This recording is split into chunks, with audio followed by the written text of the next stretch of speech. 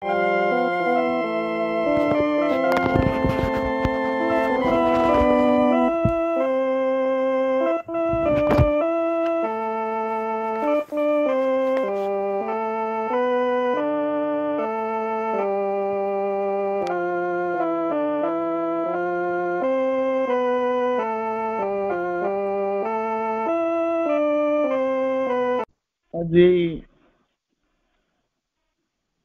ଅଚାନକ ଏଇ ଋଷିକେଶ ଭାଇନାଙ୍କର ଆଇଡିରେ ଆଜି ଏଇ ପ୍ରୋଗ୍ରାମଟି ଫିକ୍ସ ହେଇଛି। ମୁଁ ବିଶେଷ ଭାବରେ ପ୍ରସ୍ତୁତ ହେଇପାରିନି, ଅଫଲାଇନ ପଳେଇଥିଲି। ଯେତିକି ମନେ ପଡିବ କହିବି।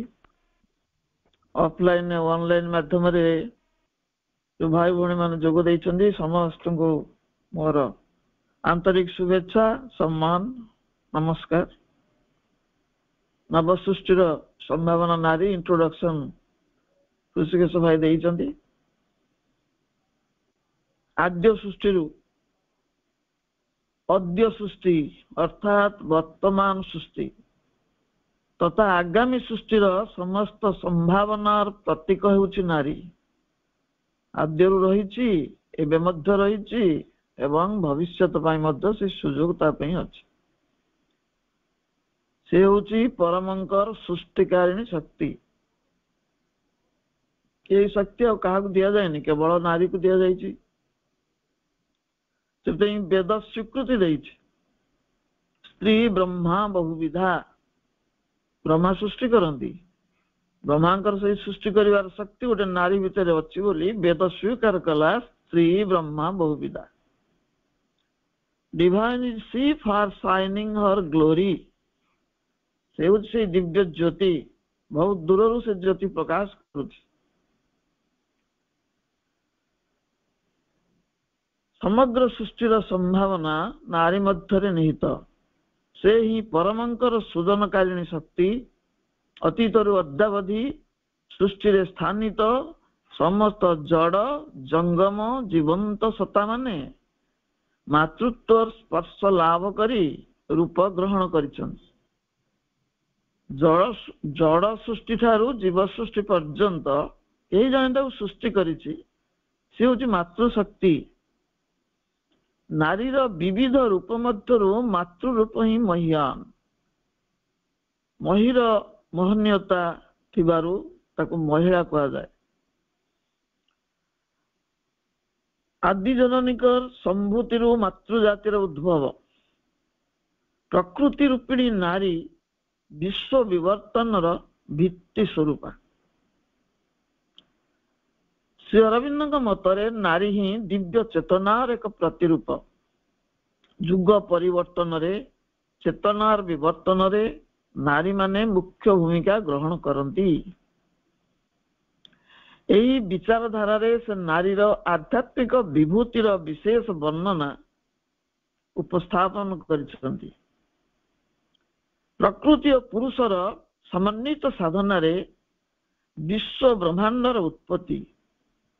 ଯେଉଁଠି ପୁରୁଷ କେବଳ ନିର୍ବିକଳ୍ପ ସାକ୍ଷୀ ପୁରୁଷ, ନିଷ୍କ୍ରିୟ ଦ୍ରଷ୍ଟା, ନାରୀ ହେଉଛି ସୃଜନକାରିଣୀ ମହାଶକ୍ତି, ସକ୍ରିୟ ସ୍ରଷ୍ଟା। ପୁରୁଷ ଦ୍ରଷ୍ଟା ହେଲେ ନାରୀ ହେଉଛି ସ୍ରଷ୍ଟା।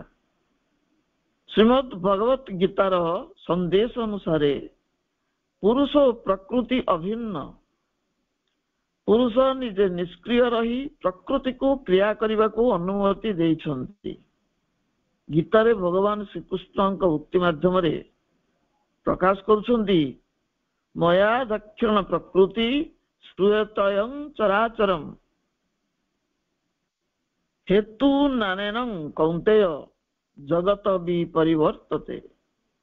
ମୋର ଅଧ୍ୟକ୍ଷତାରେ ପ୍ରକୃତି ଚର ଓ ଅଚର ଅର୍ଥାତ୍ ବ୍ୟକ୍ତ ବା ଅବ୍ୟକ୍ତ ଏସବୁ ସୃଷ୍ଟି କରି ଚାଲିଛି। ତେଣୁ ଜଗତରେ ପରିବର୍ତ୍ତନ ସଂଘଟିତ ହେଇଥାଏ।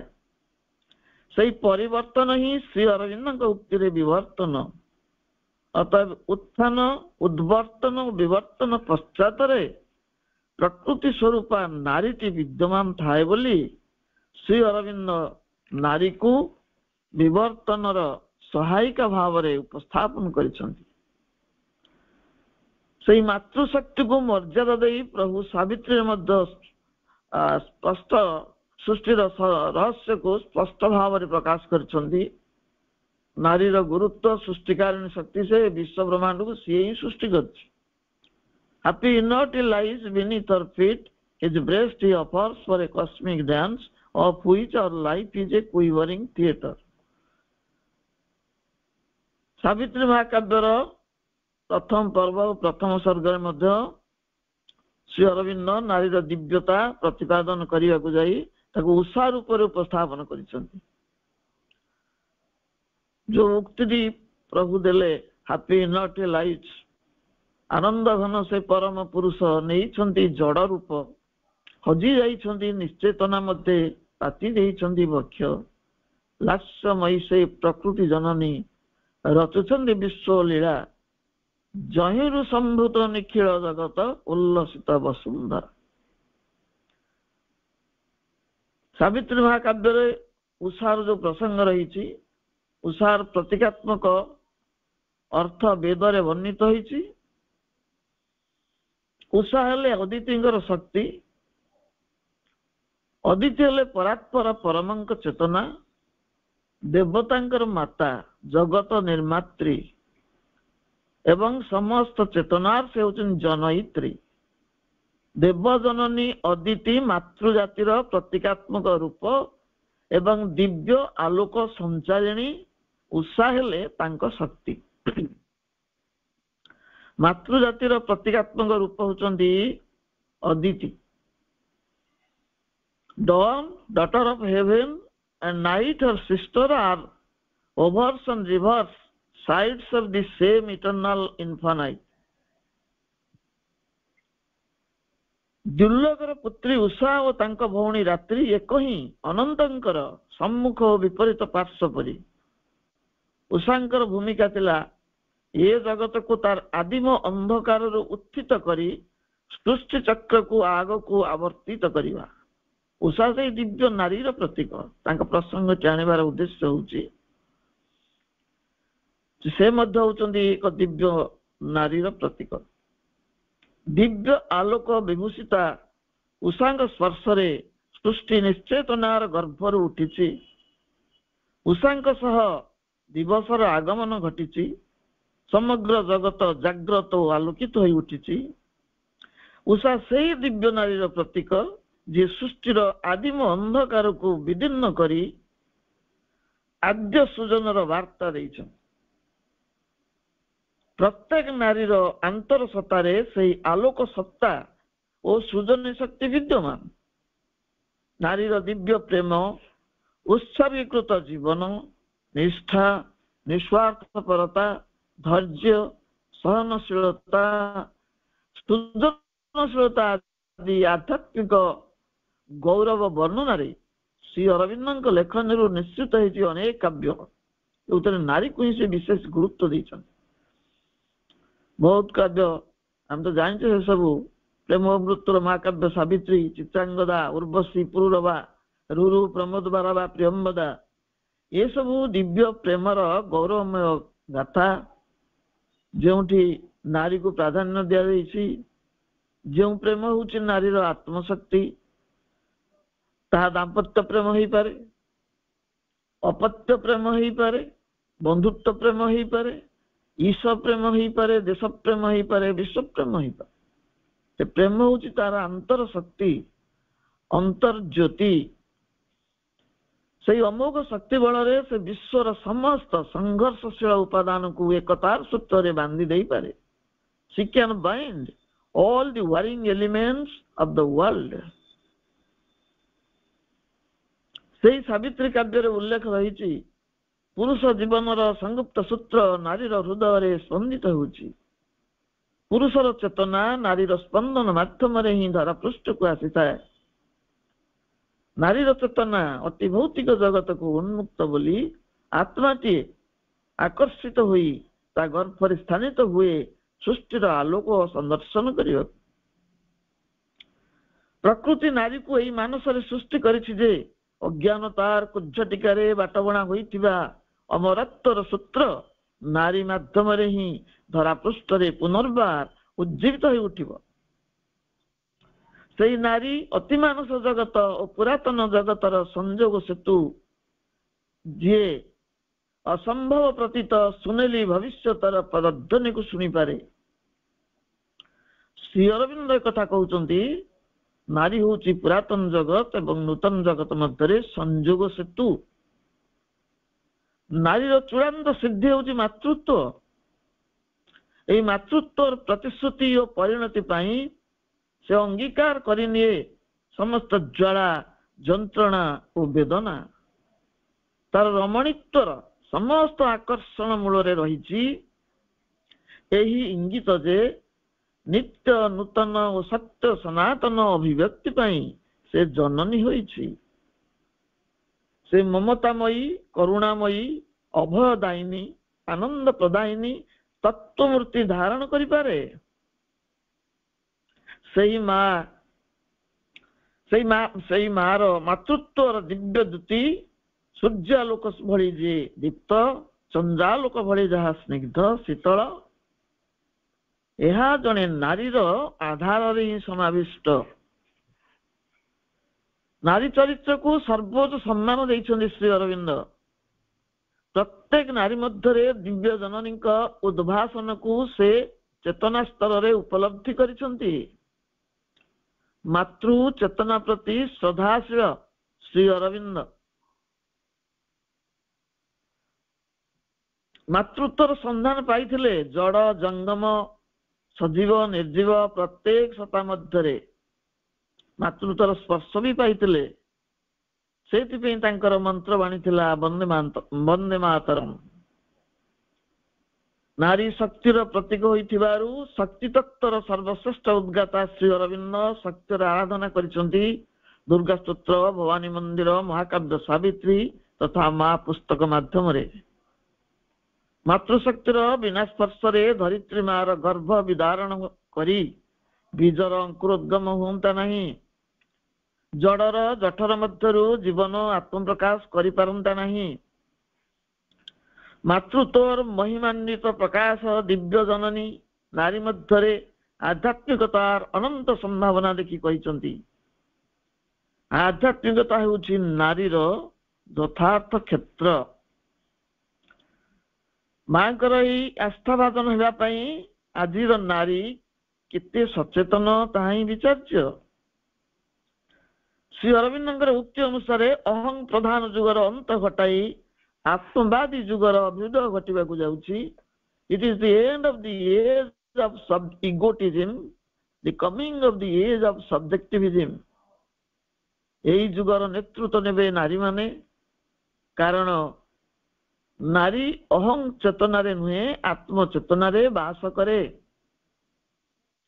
ନାରୀମାନେ ସର୍ବଦା ଯୁଗ ଧର୍ମ ପାଳନ କରି ଆସିଛନ୍ତି। ଆର୍ଯ୍ୟଭୂମି ଭାରତର ଆର୍ଯ୍ୟ ସଭ୍ୟତାର ଭିତ୍ତିଭୂମି ଥିଲା ପରିବାର। ପରିବାରରୁ ସୃଷ୍ଟି ହେଲା ସମାଜ। ମନୁଷ୍ୟ ଆଦିମ ବର୍ବରତା ତ୍ୟାଗ କରି ସଭ୍ୟ ଶିକ୍ଷିତ ହୋଇ ସାମାଜିକ ଜୀବନ ଯାପନ କଲା। ସାମାଜିକ ଜୀବନ ଆଧାରିତ ହେଇଥିଲା କେତେକ ନୀତି ନିୟମ ନିଷ୍ଠତା ଓ ଧାର୍ମିକତା ଉପରେ। ନାରୀମାନେ ଥିଲେ ଏହାର ଆଦି ଉତ୍ସ। ନୀତି ନିୟମ ଓ ଧର୍ମ ପାଳନରେ ସେମାନେ ଥିଲେ ନିଷ୍ଠାପର।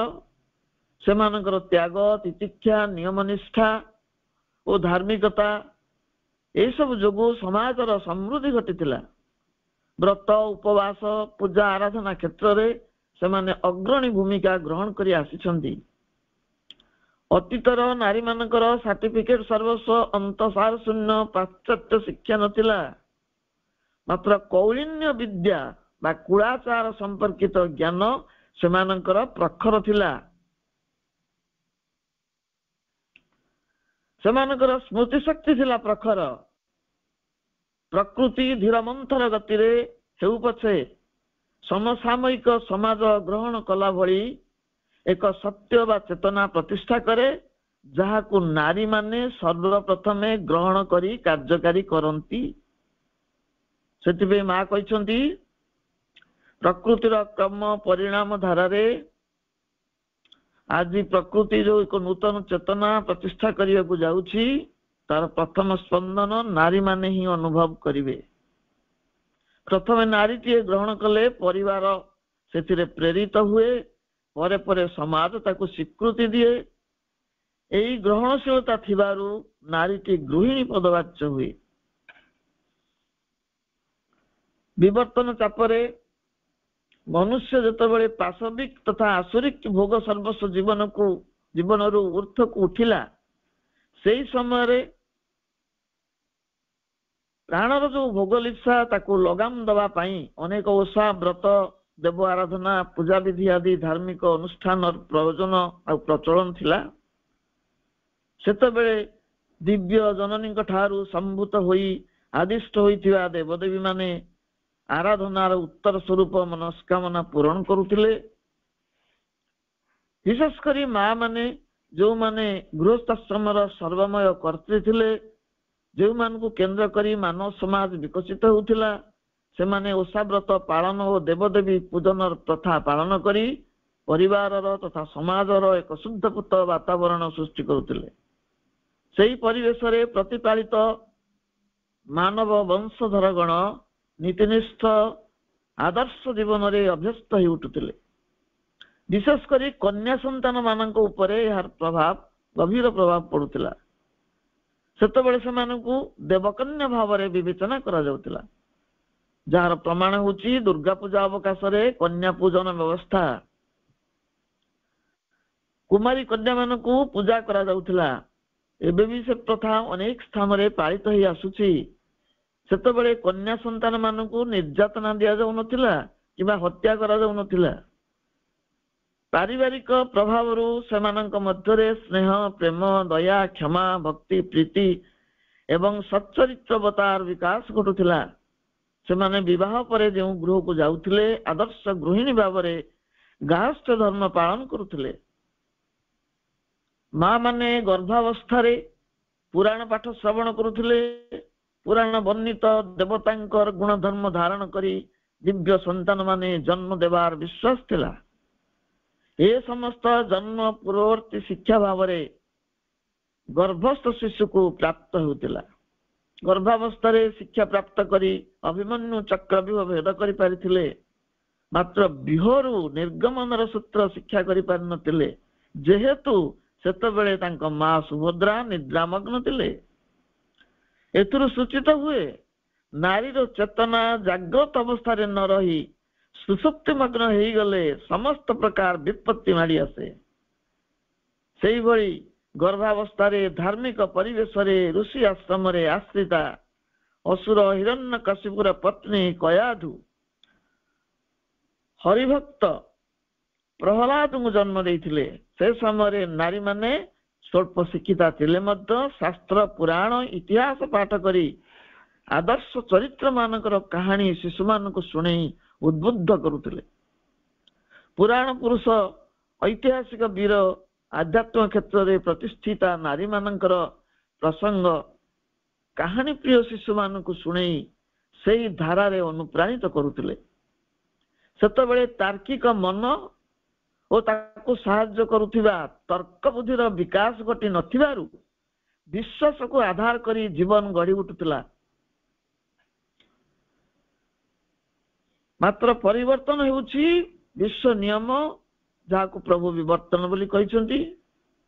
जगत शब्दर अर्थ होछि जहा गतिशील। जगत ही जुग चेतना को धरी रखी थाए। जगतर गतिशीलता सहित चेतना भी गतिशील हुए। सेतबेले पुरातन खोलपाटी भांगी पड़े एवं एक नूतन जुग धर्म प्रतिष्ठार भित्तिभूमि प्रस्तुत हुए। गतायुर प्रस्थान एवं अनागतर आगमन मध्यवर्ती समयटी होउछि एक संधिक्षण। याकू जुग संधि बोली कहा जाए। यह एई समयटी एक उत्कट विकट संकटर समय, जार नाम श्री अरविंद भाषा रे विवर्तनी संकट बा इवोल्यूशनरी क्राइसिस।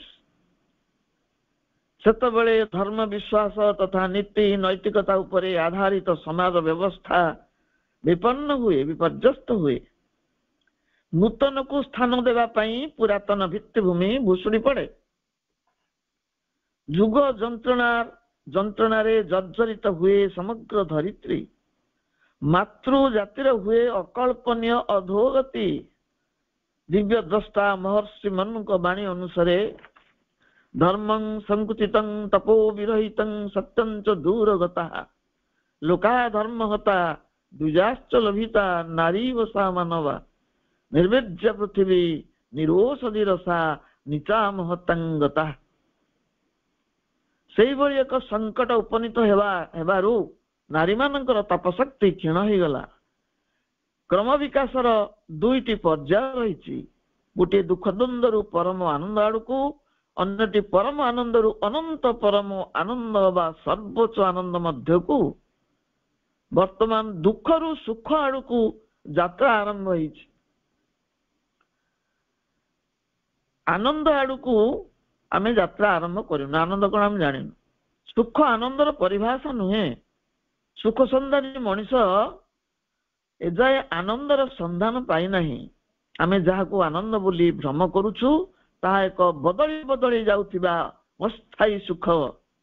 ଆନନ୍ଦ ଏକ ଚିରସ୍ଥାୟୀ ସ୍ରୋତ ଯାହାର ଆଦି ଅନ୍ତ ନାହିଁ। ସୁଖର ମୃଗତୃଷ୍ଣ ଭ୍ରମରେ ଆମେ ଆନନ୍ଦର ଦିଗ୍ବଳ ଏପର୍ଯ୍ୟନ୍ତ ସ୍ପର୍ଶ କରିନାହୁଁ। ଯଥାର୍ଥ ଆନନ୍ଦ ଇନ୍ଦ୍ରିୟ ବିଳାସ ଦ୍ୱାରା ଉପଭୋଗ୍ୟ ନୁହେଁ। ଆନନ୍ଦ ଏକ ଅତୀନ୍ଦ୍ରିୟ ଅନୁଭବ।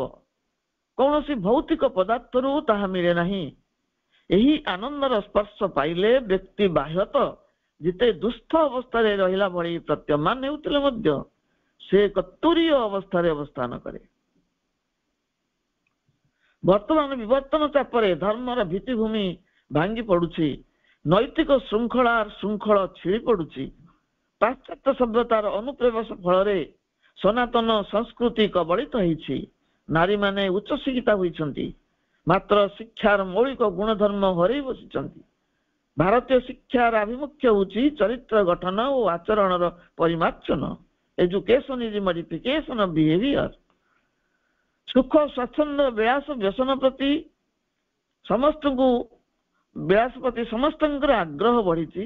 ବିଶେଷ କରି ଶୃଙ୍ଖଳିତ ନୀତି ନୈତିକତାର ଚାପ ମଧ୍ୟରେ ଚାପି ହୋଇ ରହିଥିବା କିଶୋରୀ ବାଳିକା ମାନେ ବିଦ୍ରୋହୀ ହେଇ ଉଠିଛନ୍ତି। ସ୍ୱଦେଶ ସଂସ୍କୃତି ଓ ଐତିହ୍ୟକୁ ଜଳାଞ୍ଜଳି ଦେଇ ଉଗ୍ର ଆଧୁନିକତାର ସ୍ରୋତରେ ଭାସି ଯାଉଛନ୍ତି।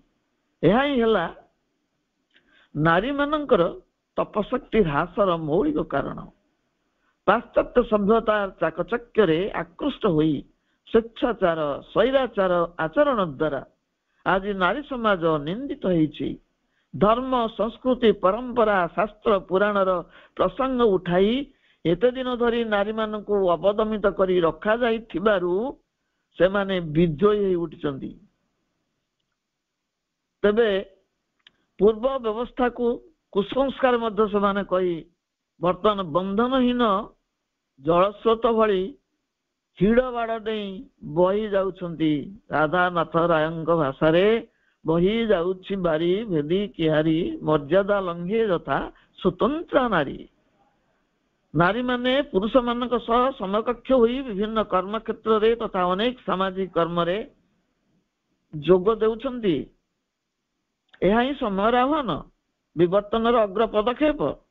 ନାରୀମାନଙ୍କୁ କିଛି ସ୍ୱାଧୀନତା ପ୍ରାପ୍ତ ହେଇଛି, ମାତ୍ର ସ୍ୱାଧୀନତାର ଅର୍ଥ ଉଚ୍ଛୃଙ୍ଖଳତା ନୁହେଁ।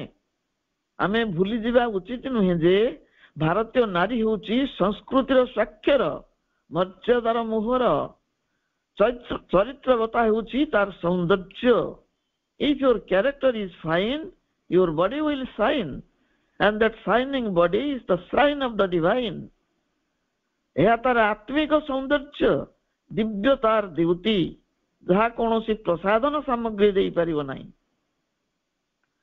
ସଂସ୍କାର ବର୍ଜିତ ଏହି ଉଗ୍ର ଆଧୁନିକତାର ବିଷମ ଫଳ ଆଜିର ସମାଜ ବ୍ୟବସ୍ଥାକୁ କିପରି ନଷ୍ଟଭ୍ରଷ୍ଟ କରିଚାଲିଛି ତାହା ପ୍ରତ୍ୟେକ ନାରୀ ଓ ପୁରୁଷ ଉପଲବ୍ଧି କରିବା ଉଚିତ।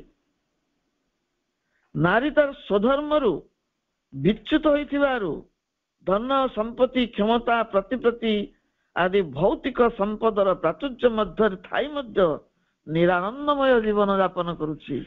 ଆନନ୍ଦ ପାଇପାରୁନାହିଁ। ଦୁଃଖ କଷ୍ଟ ପ୍ରପୀଡ଼ିତ ଜୀବନ ବିତଉଛି। ଭୌତିକ ସମ୍ପଦ ହୁଏତ ଆମକୁ ବିଳାସ ଦେଇଛି, ଉପଭୋଗ ଦେଇଛି, ମାତ୍ର ହଜି ଯାଇଛି ସରାଗ ଅନୁରାଗ ଜୀବନର ଆଭିମୁଖ୍ୟ।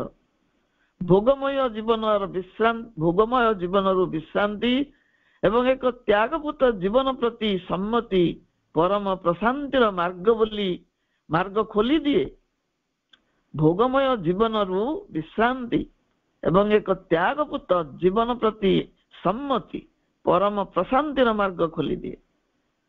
ଭୋଗର ଆନନ୍ଦ ଇନ୍ଦ୍ରିୟ ନିର୍ଭର, ତ୍ୟାଗର ଆନନ୍ଦ ଅତୀନ୍ଦ୍ରିୟ।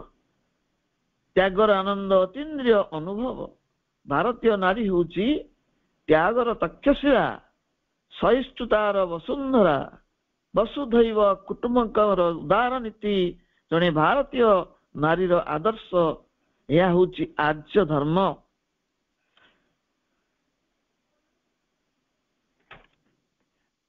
ଭାରତୀୟ ନାରୀ ଶବ୍ଦର ତାତ୍ପର୍ଯ୍ୟ ଆମେ ବୁଝି ସାରିଛେ, ସମସ୍ତଙ୍କୁ ଜ୍ଞାତ ଏଇଟା।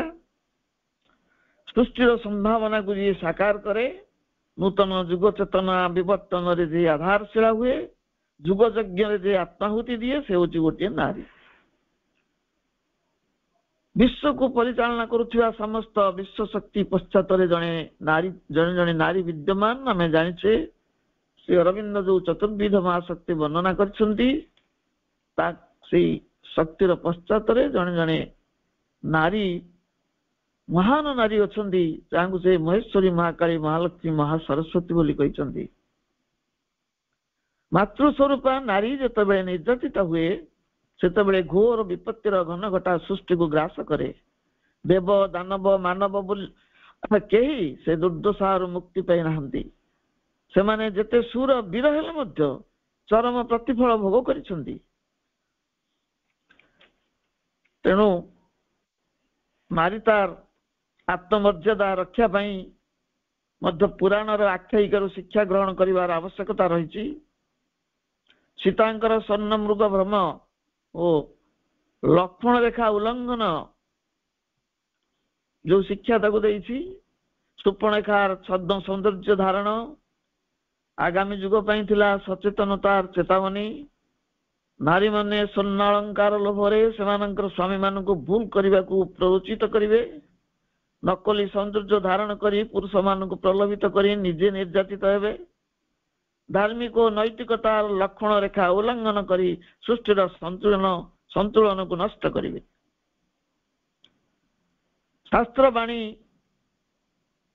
ଶାସ୍ତ୍ରବାଣୀକୁ ଆମେ ଏସବୁ ଶିକ୍ଷା କରୁନୁ, ଏଇଟା ଶିକ୍ଷା ଦେବା ପାଇଁ ଆମକୁ ଉଦ୍ଦିଷ୍ଟ। ନାରୀ ପୁରୁଷ ନିର୍ବିଶେଷରେ ପ୍ରତ୍ୟେକ ଏହି ସତ୍ୟ ପ୍ରତି ସଚେତନ ହେବା ଏ ଯୁଗର ଆହ୍ୱାନ। ମାତୃତ୍ୱର ସୁରକ୍ଷା ପାଇଁ ନାରୀମାନେ କେତେ ଜଟିଳ ସମସ୍ୟାର ସମ୍ମୁଖୀନ ହୁଅନ୍ତି। ଆମେ ଜାଣିଛେ ଦେବକୀଙ୍କ ପ୍ରସଙ୍ଗରୁ, ଭଗବାନ ଶ୍ରୀକୃଷ୍ଣଙ୍କୁ ଜନ୍ମ ଦେବା ପାଇଁ ସେ କଂସ ଦ୍ୱାରା କାରାରୁଦ୍ଧ ହେଲେ। ବାରମ୍ବାର ଗର୍ଭବେଦନା ସହି ସ୍ୱଚକ୍ଷୁରେ 6ଟି ଶିଶୁପୁତ୍ରଙ୍କର ବିଭତ୍ସ ମୃତ୍ୟୁ ଦେଖିଲେ। ସହିଷ୍ଣୁତା, ସାଧନା ଓ ତପସ୍ୟା ବିନା ଦିବ୍ୟ ସନ୍ତାନ ମାନଙ୍କୁ ଜନ୍ମ ଦେବା ସମ୍ଭବ ହିଁ ନଥାଏ। ଶ୍ରୀକୃଷ୍ଣଙ୍କ ଧର୍ମରାଜ୍ୟ ପ୍ରତିଷ୍ଠା ପୃଷ୍ଠଭୂମିରେ ଯେଉଁ ମହାଭାରତ ଯୁଦ୍ଧ ହେଇଥିଲା, କେତେ କେତେ ନାରୀ ପତିହରା ପୁତ୍ରହରା ହେଲେ। ଦ୍ରୌପଦୀଙ୍କ ଲାଞ୍ଛନା ଓ ନିର୍ଯାତନା ଯୁଦ୍ଧର ପଟଭୂମି ହେଲା। ବିବର୍ତ୍ତନର ଚାପ, ଗୋଟେ ଯୁଗ ଯିବ ଆଉ ଗୋଟେ ଯୁଗ ଆସିବ। ଏହି ସମୟରେ ନାରୀମାନେ ସବୁଠୁ ବେଶୀ ଦୁର୍ଦ୍ଦଶା ଭୋଗ କରନ୍ତି। ସତପୁତ୍ରର ଜନନୀ ଗାନ୍ଧାରୀ ସମସ୍ତ ପୁତ୍ରଙ୍କୁ ହରେଇଲେ, ମାତ୍ର ବିଶ୍ୱ ମାତୃତ୍ୱର ପ୍ରତୀକ ଥିଲେ ସେ ମହାଭାରତର ନିନ୍ଦିତ ଚରିତ୍ର ନୁହନ୍ତି। ତାଙ୍କର ମାତୃତ୍ୱର ଜୟଗାନ କିଏ କରିଛନ୍ତି? କବି କାଳୀଚରଣ ପାଣିଗ୍ରାହୀ। ଗାନ୍ଧାରୀ ଦେଲା ଜନନୀ ପ୍ରାଣର ସୁମହତ ପରିଚୟ, ଅକ୍ଷର ହେଉ ପୁଣ୍ୟ ଜଗତେ ଧର୍ମର ହେଉ ଜୟ। ଯାଅ ବୀର ରଣେ ଧରଣେ ବକ୍ଷୁ ପାପ ରାଶି ହେଉ କ୍ଷୟ, ଅକ୍ଷର ହେଉ ପୁଣ୍ୟ ଜଗତେ ଧର୍ମର ହେଉ ଜୟ। ଜୟୀ ହୁଅ ବୋଲି ଆପଣା ପୁତ୍ରରେ ମୁଖୁ ନ ଫୁଟିଲା ବାଣୀ, ଶତପୁତ୍ରର ଜନନୀ ହୋଇ ସେ କୋଟି ବିଶ୍ୱର ରାଣୀ। ଏହା ହେଉଛି ମାତୃରୂପା ଭାରତୀୟ ନାରୀର ମହିମା, ଯାହା କାଳ କାଳ ଧରି ସ୍ମୃତି ରୂପେ ସତ୍ୟକୁ ହିଁ ଧାରଣ କରିଛି। ବର୍ତ୍ତମାନ ଏକ ଭୟଙ୍କର ଯୁଗ ସନ୍ଧିକ୍ଷଣ ବା ଚୂଡ଼ାନ୍ତ ବିବର୍ତ୍ତନର ସମୟ ଉପଗତ। ରାଜସ୍ୱ ଅଶ୍ୱପତିଙ୍କ ଆତ୍ମଜା ରୂପେ ଅବତରି ଆସିଥିବା ସେହି ବହ୍ନି କନ୍ୟା ସବିତୃ ଶକ୍ତି ମା ସାବିତ୍ରୀଙ୍କର କଠୋର ସାଧନା, ଆତ୍ମ ଆବିଷ୍କାର ଓ ଆତ୍ମଶକ୍ତି ବଳରେ କାଳାନ୍ତକ ଯମ ସହ ମହାସଂଗ୍ରାମର କଥା ସାବିତ୍ରୀ ମହାକାବ୍ୟରେ ପ୍ରଭୁ ଉଲ୍ଲେଖ କରିଛନ୍ତି। ପ୍ରତ୍ୟେକ ନାରୀ ଏହି କାବ୍ୟ ଅଧ୍ୟୟନ କରି ସେଥିରୁ ଶକ୍ତି ସଂଗ୍ରହ କରିବା ଆବଶ୍ୟକ। ସାବିତ୍ରୀକୁ ମର୍ତ୍ତ ନାରୀ ଭାବରେ ଯୋଉ ପରିହାସ କରିଥିଲେ କାଳାନ୍ତକ ଯମ, ତାଙ୍କୁ ମୁହଁତୋଡ଼ ଜବାବ ଦେଇଥିଲେ ମା Savitri, for I am the woman, force of God. He the eternal delegate soul in man. My love is greater than thy love or death. My will is stronger than the bonds of fate. ନାରୀ ମୁହିଁ ଈଶ୍ୱରଙ୍କ ଶକ୍ତି ସ୍ୱରୂପିଣୀ, ମାନବର ଆତ୍ମସେତ ଶାଶ୍ୱତଙ୍କ ପ୍ରତିନିଧି। ହେ ମୃତ୍ୟୁ, ତୁମର ବିଧାନ ଠାରୁ ପ୍ରେମ ମୋର ଅଟେ ମହତ୍ତର, ନିୟତି ବନ୍ଧନ ଠାରୁ ସଂକଳ୍ପ ମୁଁ ଅଟେ ଶକ୍ତିମନ୍ତ। ପ୍ରତ୍ୟେକ ମାତୃଶକ୍ତି ମଧ୍ୟରେ ଦିବ୍ୟ ଜନନୀଙ୍କର ସେହି ସ୍ଫୁଲିଙ୍ଗ ରହିଛି। ପ୍ରତ୍ୟେକ ବିବର୍ତ୍ତନୀ ସଙ୍କଟ ବା ଇଭୋଲ୍ୟୁସନାରୀ କ୍ରାଇସିସ୍ ବେଳେ ସେମାନଙ୍କର ଦୃଢ ସଂକଳ୍ପ ହିଁ ଏ ସଙ୍କଟରୁ ସାରା ସଂସାରକୁ ରକ୍ଷା କରିପାରିବ। ରହସ୍ୟର ଏକ ଚିରନ୍ତନ ପ୍ରତୀକ ପ୍ରକୃତି ଓ ନାରୀ, women, wonder and obsession of man and nature। ପ୍ରକୃତି କେବଳ ପ୍ରକୃତି, ମାତ୍ର ନାରୀ ହେଉଛି ଉଭୟ ପୁରୁଷ ଓ ପ୍ରକୃତି। ସେ ପୁରୁଷର ଗାମ୍ଭୀର୍ଯ୍ୟ ଓ ପ୍ରକୃତିର ସୌନ୍ଦର୍ଯ୍ୟ। ପ୍ରକୃତି ଓ ନାରୀର ଅବମାନନାରେ ଅସନ୍ତୁଳିତ ହୋଇଥାଏ ପରିବେଶ ଓ ସମାଜ। ନାରୀ ପୁରୁଷ ଓ ପ୍ରକୃତି ମଧ୍ୟରେ ସମ୍ପର୍କର ଶୁଦ୍ଧତା ହିଁ ଚିରନ୍ତନ ତାର ଚାବିକାଠି। ପ୍ରକୃତି ଓ ନାରୀର ଦୁଇଟି ରୂପ ଅଛି, ଗୋଟିଏ ସଂଯୁକ୍ତ ଓ ଅନ୍ୟଟି ଉନ୍ମୁକ୍ତ। ଉନ୍ମୁକ୍ତ ରୂପରେ ପ୍ରକୃତି ଶାନ୍ତ, କାନ୍ତ, କୋମଳ, କବିମନୋଲୋଭା, ମାତ୍ର ତାର ସଂଯୁକ୍ତ ରୂପ ଭୀମ ଭୟଙ୍କର। ପ୍ରକୃତି ନିର୍ଯାତିତ ହେଲେ ପ୍ରାକୃତିକ ବିପର୍ଯ୍ୟୟ ସୃଷ୍ଟି ହୁଏ, ସୃଷ୍ଟି ପ୍ରଳୟର ସମ୍ମୁଖୀନ ହୁଏ। ସେହିଭଳି ନାରୀ ତାର ଉନ୍ମୁକ୍ତ ରୂପରେ ମମତାମୟୀ ମାତା, ସ୍ନେହଶୀଳା ଭଗିନୀ, ଭକ୍ତିମତୀ କନ୍ୟା ଅର୍ଥାତ୍ ଜାୟା, ଜନନୀ, ଭଗିନୀ ରୂପରେ ସୃଷ୍ଟିର ମଙ୍ଗଳ ବିଧାନ କରେ। ମାତ୍ର ନାରୀ ନିର୍ଯାତନା ତାର ସଂଯୁକ୍ତ ରୂପକୁ ଉନ୍ମୋଚନ କରିଦିଏ। ସେତେବେଳେ ସେ କାଳୀ କରାଳିନୀ ରୂପ ଧାରଣ କରେ। ଯୁଗାବଧି ଏ ଘଟଣା ଘଟି ଆସିଛି, ପୁରାଣ ଓ ଇତିହାସ ଏହାର ସାକ୍ଷୀ। ସ୍ୱମର୍ଯ୍ୟାଦା ପ୍ରତି ନାରୀମାନେ ମଧ୍ୟ ସଚେତନ ହେବାକୁ ପଡିବ। ମର୍ଯ୍ୟାଦା ମାଗିଲେ ମିଳେ ନାହିଁ, ସମ୍ମାନକୁ ଦାବି କରି ଅଣାଯାଏ ନାହିଁ। ନାରୀର ସ୍ୱଧର୍ମ ସାଧନା ଏ ସମସ୍ତକୁ ଆକର୍ଷଣ କରି ଆଣେ। ନାରୀର ପାରିବାରିକ ଭୂମିକା ଅତି ଗୁରୁତ୍ୱପୂର୍ଣ୍ଣ। ବର୍ତ୍ତମାନ ନାରୀକୁ ଯୋଉ ଯୋଉ ପଦବୀରେ ଭୂଷିତ କରାଯାଇଛି ତାର ତାତ୍ପର୍ଯ୍ୟ ମୁଁ କହୁଛି। ପତିର ପ୍ରାଣ ଅର୍ଥାତ୍ ରକ୍ଷାକାରିଣୀ ଶକ୍ତି ରୂପରେ ତାକୁ ସ୍ତ୍ରୀ ବୋଲି କୁହାଯାଏ। ସେଥିପାଇଁ ବରବଧୂଙ୍କ ପ୍ରଥମ ଗୃହ ପ୍ରବେଶ ସମୟରେ ବଧୂଟି ପ୍ରଥମେ ଏରୁଣ୍ଡି ବନ୍ଧ ଅତିକ୍ରମ କରିବାର ସୁନ୍ଦର ପ୍ରଥାଟି ଅଛି। ତାର ତାତ୍ପର୍ଯ୍ୟ ହେଉଛି ଦ୍ୱାରବନ୍ଧ ନିକଟରେ ସମସ୍ତ ଅଶୁଭ ଶକ୍ତି ସମବେତ ହୋଇଥାନ୍ତି। ଡେଭିଲ ପାୱାର ଅପେକ୍ଷା କରିଥାନ୍ତି ଗୃହ ଭିତରକୁ ପ୍ରବେଶ କରିବା ପାଇଁ। ସେଭଳି ଏକ ବିପଜ୍ଜନକ ସମୟ ହେଉଛି ସନ୍ଧ୍ୟାକାଳ। ସେ ଯାହା ହଉ ଏହି ସମୟରେ ନାରୀଟିଏ ତା ଭିତରେ ସମସ୍ତ ଅଶୁଭ ଅମଙ୍ଗଳକାରୀ ଶକ୍ତି ମାନଙ୍କୁ ପ୍ରତିହତ କରିବାର ଶକ୍ତି ଥିବାରୁ ସେ ସର୍ବପ୍ରଥମେ ଦ୍ୱାରବନ୍ଧ ଅତିକ୍ରମ କରେ, ମଥା ଅବନତ କରି। ପରେ ଯାଇ ତା ସୁରକ୍ଷା ଭିତରେ ପତିଟି ଗୃହ ପ୍ରବେଶ କରେ। এই କଥା ଆମର ଗୋଟେ ପରମ୍ପରା ହେଇକି ରହିଛି। ପତ୍ନୀ ନାମକୁ ସେ ସାର୍ଥକ କରେ ଜୀବନାବଧି। ପ୍ରତ୍ୟେକ ପତନରୁ ସେ ପତିକୁ ଉଦ୍ଧାର କରେ। ଭାର୍ଯ୍ୟ ରୂପରେ ପରିବାରର ପ୍ରତ୍ୟେକ ଅଭାବକୁ ସେ ପୂରଣ କରେ, ଭରଣା କରେ, କାରଣ ସେ ହେଉଛି ଗୃହଲକ୍ଷ୍ମୀ। ଜାୟା ରୂପରେ ଜୟ ପଥରେ ପତିକୁ ପରିଚାଳିତ ହବାର ପ୍ରେରଣା ଦିଏ। ଜାୟା ଜୈତ୍ର ପଥରେ ପଠାଏ। ଜୈତ୍ର ପଥ ମାନେ ବିଜୟର ପଥ। ବିନମ୍ରତା ପ୍ରତୀକ ରୂପେ ଗୃହ ପ୍ରବେଶ ସମୟରେ ସେ ମଥାନତ କରିଥାଏ। ସେ ବିନମ୍ରତାର ପ୍ରତୀକ। ସମସ୍ତ ଗୁରୁ ଗୁରୁଜନ ତଥା ଦେବଦେବୀଙ୍କ ପ୍ରତି ମଥାନତ କରି ପ୍ରଣିପାତ ଜଣାଉଥାଏ। ଆନତ ମଥାରେ ସଂସାରର ସମସ୍ତ ଭାରକୁ ଗ୍ରହଣ କରିବାର ପ୍ରତିଶ୍ରୁତି ଦେଉଥାଏ। संप्रति आधुनिक नारी मानकर आचरण देखिले हताश हेबाक हुए। वर्तमान नारी समाज एप्रति सचेतन हवा आवश्यक। श्रीमद भगवत गीतार से महान वाणी को अनुध्यान करने दरकार। स्त्रीषु दुष्टासु वास्नेह जायते वर्ण शंकर। नारी दुश्चरित्र हेले वर्ण शंकर भली कुलांगार मानकु जन्म दिए। वर्तमान नारी समाज आगरे गोटे प्रश्न, से आगामी दिव्य जुग स्थापन पाई दिव्य संतान मानकु आवाहन करी आनिब ना कौन करिब? माँ नारी मानक ऊपर जो आस्था स्थापन करिसंती तार योग्य हबो ना सेतुरु ओहरी जीव? कौन से करिब? से राम को जन्म दबो ना रावण को? कंस को जन्म दबो ना कृष्ण को? से श्री अरविंद को जन्म दबो ना हिटलर को? विवेकानंद को जन्म दबो ना विवेक शून्य को कुलांगार मान को?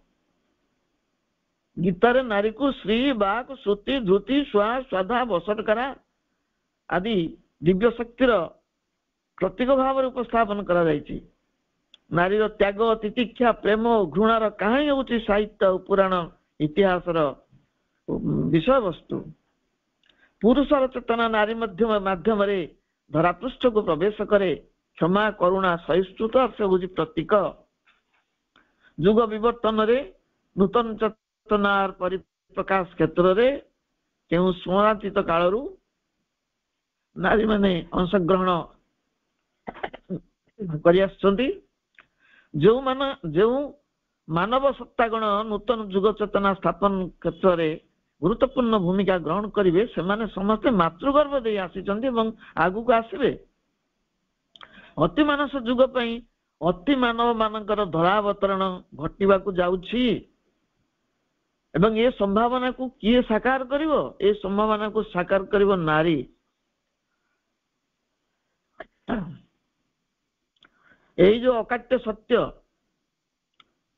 जोटा अद्यावधि असंभव बोली हमको जना पड़ुछि, एई अकाट्य सत्यटी नारी मानक द्वारा संभव हब। दिव्य जननींकर सुजन लीलारे नारी मानकर आविर्भाव एई महान रहस्यटी प्रत्येक उपलब्धि करबा आवश्यक। काहेकि नारी आसीछि जगत को, सेतिपई नारी मानकु प्रस्तुत हेबाकू पड़िबो। सेमाने एई दिव्य संतान मानकु जन्म देवा पई चेतनागत स्तर रे किपरि परिवर्तित हेबे ता सेमानकर संकल्प उपरे निर्भर करे। नारी आगामी कर्मधारा है अति मानव तथा अति मानसिक सत्ता मानकर आगमन पई असजड़ाए विश्व प्रकृति को सजाड़ी दबा। कठिन श्रम और साधना बिना ए दुष्कर कार्य संभव नुहे। नारीर साधना पीठ मठ मंदिर किंबा आउ किछि नुह, ताहा होछि सेई कर्म कुटीर माटीर वैकुंठ तार गृहस्थाश्रम। सेठारे नारीटी कन्या भगिनी जाया जननी रूपरे भिन्न भिन्न भूमिका अवतीर्ण हुए। माँ रूपरे शक्ति संचार करे, भग्नी रूपरे भक्ति प्रदान करे, पत्नी रूपरे प्रीति दान करे एवं कन्या रूपरे कीर्ति स्थापन करे। नारी एत गुड़े भूमिका रही। प्रासाद हेउ बा पन्न कुटीर ताहा हेउछि दिव्य जननींकर आराधना पीठ, पाठचक्र यज्ञशाला। जलुछि सेठी आश्रुहार अग्निशिखा। सेई अग्नि रे जली जाऊ सबु कामना वासना भोग लिप्सा आलस्य विलास लालसा जड़ता तामसिकता संदेह संशय भय क्रोध लोभ स्वार्थपरता। दिव्य जननी जो दायित्व न्यस्त करिसंती गुरु दायित्व नारी उपरे ताकु से पालन करिया पई प्रस्तुत हवा दरकार। से नूतन संभावना को साकार करिया पई, कारण माँ कहउचंती the superman shall be born of a woman, this is a big unquestionable truth. अति मानव जन्म नव नारी गर्भरु यह एक विसंवादित सत्य। यही नूतन संभावना को साकार करने पाई नारी ता निजस्व भूमिका को ग्रहण करने दरकार। से अनुसार निजर चिंता चेतना भावना को गढ़ी तोड़ा दरकार एवं मातृ आश्रित हुई परिवार रे पाठचक्र स्थापन करी मांकर शरणापन्न हुई कार्य से संपन्न करि परिबो। कारण समस्त मार्गदर्शन माँ ही करेबे। समय उत्तीर्ण होइछि। नारी मानकर भूमिका संबंध दीर्घ प्रसंग रही 4-5टा एपिसोड नहीं पारे। मु केवल उपक्रम करिछि एवं मिसेई मासेकी जे कहि दैछि। मु प्रस्तुत हे नथिले। समस्त धन्यवाद। वंदे मातरम।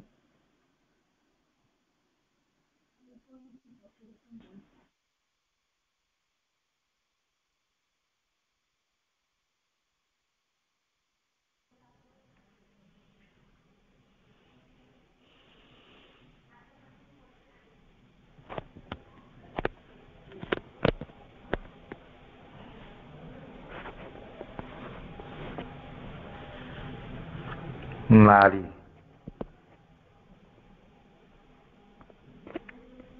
ନ ଐରି ଯାହାର, ଅର୍ଥାତ୍ ଗୋଟେ ନାରୀର କେହି ଶତ୍ରୁ ନାହିଁ, ନା ପରିବାରରେ ନା ସମାଜରେ ପୃଥିବୀରେ। ସେଥିପାଇଁ କିଏ କାହାର ଶତ୍ରୁ ହେଇପାରିବ ନାହିଁ। କିନ୍ତୁ ଯେତେବେଳେ ଏଇ ଯୁଗର ସନ୍ଧିକ୍ଷଣ ସମୟ ଆସେ, ନାରୀ ଯେତେ ଚେଷ୍ଟା କଲେ ମଧ୍ୟ ନାରୀ ସିନା କାହାର ଶତ୍ରୁ ହେବ ନାହିଁ, କିନ୍ତୁ ସମସ୍ତେ ନାରୀର ହିଁ ଶତ୍ରୁ ହେଇଯାଆନ୍ତି, ପରୋକ୍ଷରେ, ଅନ୍ତରାଳରେ ବା ପ୍ରତ୍ୟକ୍ଷରେ। ବର୍ତ୍ତମାନ ସେଇଭଳି ଏକ ଘଡ଼ିସନ୍ଧି ମୁହୂର୍ତ୍ତରେ ଆମେମାନେ ଜୀବନ ବଞ୍ଚୁଛନ୍ତି। ପୁଣି ଏଇ ନାରୀ ଭବିଷ୍ୟତ ସୃଷ୍ଟିର ସିଏ ହେବ ବାର୍ତ୍ତାବହ, ଅଗ୍ରଦୂତ। ଏ ନାରୀ ଭିତରେ ସେ କୋଉଠି ଲୁଚିକି ରହିଛି ସମ୍ଭାବନାଟି। ସେଥିପାଇଁ ନାରୀକୁ ଧୀରେ ଧୀରେ ସେଇ ଆଡ଼କୁ ପ୍ରସ୍ତୁତ କରିବା ପାଇଁ ଆମେ ପ୍ରୟାସ କରୁଛନ୍ତି। ଆମର ଏ କ୍ଷୁଦ୍ର ପ୍ରୟାସ ନାରୀମାନଙ୍କ ଭିତରେ ଏ ଜାଗରଣ ଆସୁ, ଚେତନା ଆସୁ ଯେ ଆମେ ସାଧାରଣ ଏକ ମଣିଷ ନୁହେଁ, ଆମ ଭିତରେ ବି ସେଇ ପରମ ଆହ୍ଲାଦିନୀ ଶକ୍ତି ରହିଛି। ଯିଏ ପ୍ରକଟିତ ହେଲେ ସେ ଯେତେ ଯିଏ ଆମର ଶତ୍ରୁ ହଉ ପଛେ ସବୁ ପଦାନତ ପରାଭୂତ ହେବେ। ସେଇପାଇଁ ନାରୀମାନଙ୍କୁ ପ୍ରସ୍ତୁତ କରିବା ପାଇଁ ଆମର ଏଇ ପାଠଚକ୍ର, ଆମର ଏଇ ଆଲୋଚନା ଚକ୍ର, ଆମର ଏଇ ସମସ୍ତ ଆଲୋଚନା, ପର୍ଯ୍ୟବେକ୍ଷଣ ଏବଂ ପଠନ, ଅନୁଶୀଳନ ସବୁକିଛି ଆମେ ମାଧ୍ୟମରେ ଚେଷ୍ଟା କରୁଛନ୍ତି। ତେଣୁ ଯେଉଁ ନାରୀମାନେ, ମା' ମାନେ, ଭଉଣୀମାନେ ପାଠଚକ୍ରକୁ ନିୟମିତ ଆସୁଛନ୍ତି, ଏଇଭଳି ଉତ୍ସବର ଆୟୋଜନ କରୁଛନ୍ତି ଏବଂ ଏଇଭଳି କଥା ଶୁଣୁଛନ୍ତି, ସେଇ ଦୃଷ୍ଟିରୁ ଦେଖିଲେ ସେମାନେ ଭାଗ୍ୟବାନ ନିଶ୍ଚୟ। କାରଣ ସେମାନେ କିଛି ନହେଲେ ବି କିଛି କିଛି ବୁଝୁଛନ୍ତି ଏବଂ ଏ ରାସ୍ତାରେ ବାଟ ଚାଲିବାକୁ ନିଜକୁ ପ୍ରସ୍ତୁତ କରୁଛନ୍ତି, ସମ୍ମତ ଦେଉଛନ୍ତି। ତାହା ହିଁ ଏଇ ଗ୍ରହଣଶୀଳତା ହିଁ ଆମ ପାଇଁ ସବୁଠାରୁ ବଡ଼ ବରଦାନ।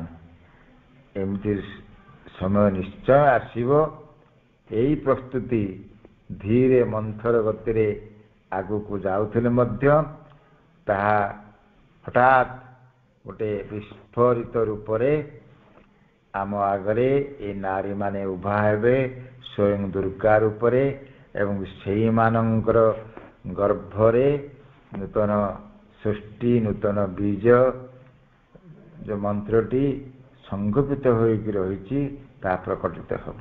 ହୁଏତ ଏ ଜନ୍ମରେ ନ ହୋଇପାରେ, ଜନ୍ମ ଲାଗିପାରେ, କିନ୍ତୁ ଏହି ଜନ୍ମର ତାର ପ୍ରସ୍ତୁତି ପର୍ବ ଆରମ୍ଭ ହଉ ବୋଲି ମା ଶ୍ରୀଅରବିନ୍ଦ ଆମମାନଙ୍କ ଉପରେ ବହୁ ଆଶା ଏବଂ ଆସ୍ଥା ବ୍ୟକ୍ତ କରିଛନ୍ତି, ଯେଉଁଥିପାଇଁ ଆମେ ଏ ପ୍ରୟାସ କରୁଛନ୍ତି।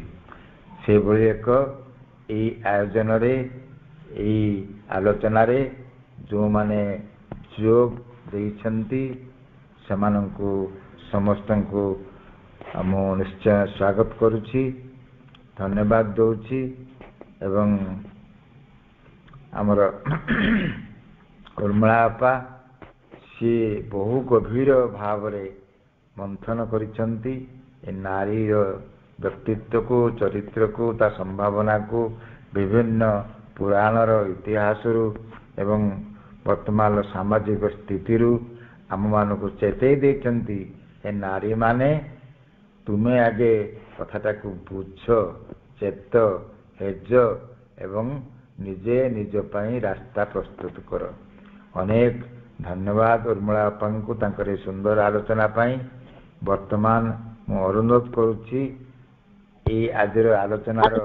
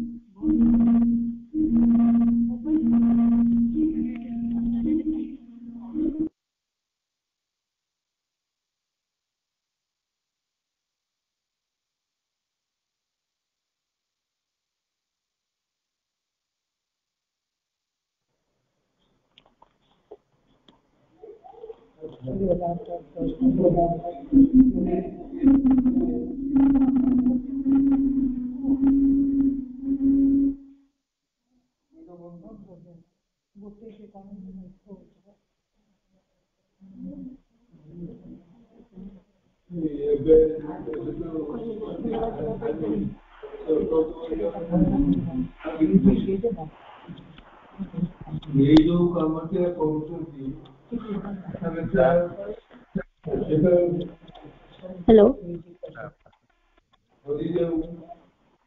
हेलो धन्यवाद दियंतु हेलो हेलो हाँ धन्यवाद दियंतु हाँ हाँ दौची दौची दौची मोर खुला अछि ना दिव्य जननी माँ